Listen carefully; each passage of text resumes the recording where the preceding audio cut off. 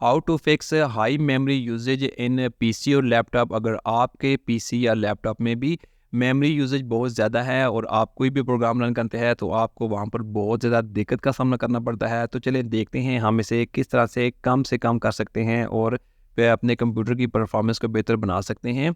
यहाँ पर task manager में आप देख सकते हैं मेरे पास इस वक्त जो मेमोरी यूजेज है तकरीबन 40% है। अगर ये 100% हो जाती है तो इसके बाद कोई भी प्रोग्राम रन नहीं होगा अगर मैं यहाँ पर एक्स्ट्रा कोई भी ऐप या सॉफ्टवेयर ओपन करता हूँ।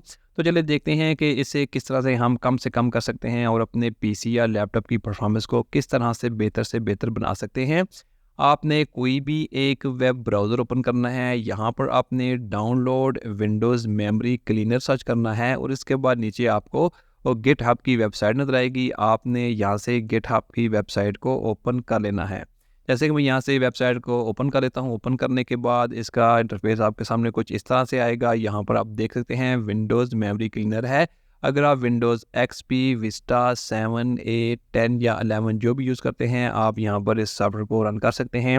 सर्वर यहाँ पर आप देख सकते हैं 2003 से लेकर 22 तक जो भी यूज़ करते हैं आप उस पे भी ये यूज़ कर सकते हैं। नीचे आपको सॉफ्टवेयर का जो इंटरफेस है वो दिखाया गया है कि आपके पास सॉफ्टवेयर कुछ इस तरह से नज़र आएगा।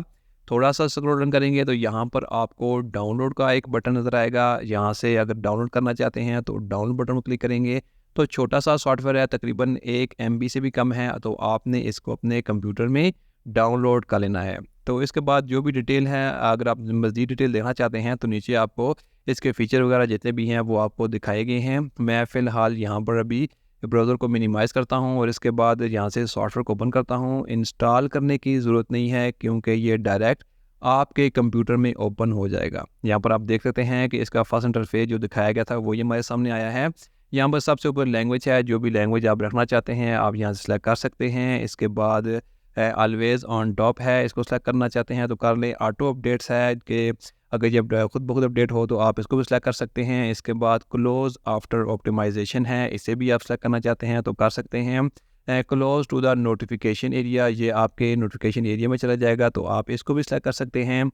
रन ऑन स्टार्टअप के आपके कंप्यूटर जब भी स्टार्ट होगा तो ये सॉफ्टवेयर भी साथ ही स्टार्ट हो जाएगा, इसको भी सिलेक्ट कर लें। शो ऑप्टिमाइजेशन नोटिफिकेशन है। इसके बाद स्टार्ट मिनिमाइज़ है, मतलब कि जब भी ये स्टार्ट होगा जो मिनिमाइज़ ही स्टार्ट होगा। ये इसकी कोई सेटिंग नहीं जो हमने सबसे ऊपर इसकी बात की है।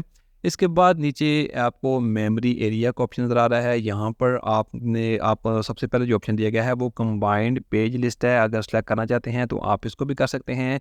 मॉडिफाइड पेज लिस्ट है, इसके बाद प्रोसेसर वर्किंग सेट है, स्टैंड बाय लिस्ट है और इसके बाद stand by list low priority है, आप इसको सेलेक्ट कर लें। इसके बाद मैं यहाँ वाले सेक्शन को फ़िलहाल रहने देता हूँ। इसके बाद नीचे ऑटो ऑप्टिमाइजेशन है, मतलब कि यहाँ पर आपको ऑप्शन दिया गया है कि आप सेट कर सकते हैं कि इतने टाइम के बाद ये ऑटो ऑप्टिमाइज़ हो जाए। जैसे कि 10 घंटे का टाइम है, 10 घंटे के बाद ये ऑटो ऑप्टिमाइज़ होगा, या जैसे कि मैं 5 घंटे सेलेक्ट करता हूँ तो ये 5 घंटे के बाद ऑटो ऑप्टिमाइज़ होगा। यहाँ पर नीचे आपको ऑप्शन दिया गया है कि जैसे कि आप सेट कर सकते हैं कि मेरी जो मेमोरी है वो 80% से ज़्यादा यूज़ ना हो। यहाँ पर आप देख सकते हैं मैंने 20% तक किया है कि 20% मेमोरी जो होगी वो मेरी फ्री होनी चाहिए और 80% ही यूज़ हो।